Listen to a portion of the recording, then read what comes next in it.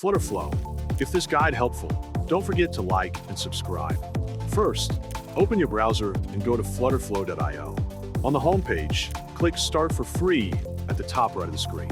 Enter your name, email address, create a password, confirm the password, and then click Create Account. Once you're in the dashboard, you can choose from a variety of templates or build your own project by naming your project and clicking Start Building at the top right of the screen. Inside the workspace, you will see multiple tools on the left side. The Widget tool allows you to add element widgets to your canvas. The Pages tool shows the available layers on your canvas and the pages in your project. The Widget Tree tab lists all widgets currently in use on your canvas and pages. On the right side of the screen, you can adjust your selected elements properties, such as visibility, alignment, font styling, shadows, or adding gradients. When you have finished editing, go to the top right corner of the screen and click the eye icon to preview your design.